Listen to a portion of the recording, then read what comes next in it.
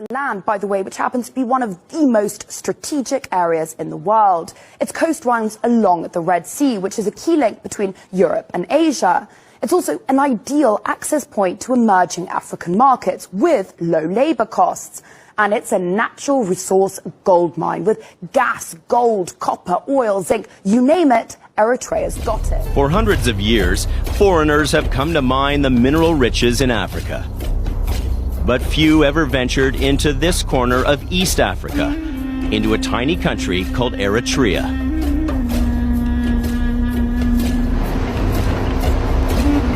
But since 2011, that's where a Vancouver company called Nevsun has been turning desert dirt into zinc, copper, and gold.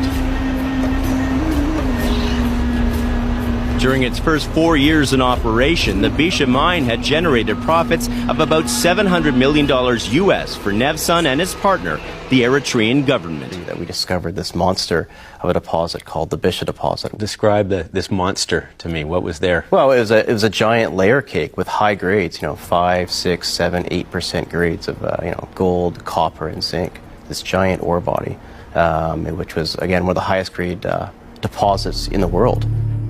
Eritrea, a country of some 6 million people in the Horn of Africa. Its dry desert landscape looking more like a lunar moonscape. But beneath the surface, it's a land of mineral riches, a prospector's paradise.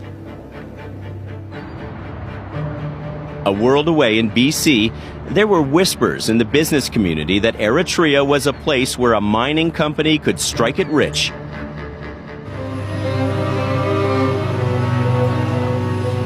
"13 years after first surveying the desert, Nevsun hit pay dirt. In February 2011, the gold started to flow. And so too did the money. In that first year of production alone, Nevsun reported revenues of $548 million. The company had now joined the club of Canadian mines making millions around the world. Contributed almost $2 billion to the Eritrean economy. $755 million has gone to the government, and that's gone to deal with poverty reduction, the building of community infrastructure, new hospitals, new schools.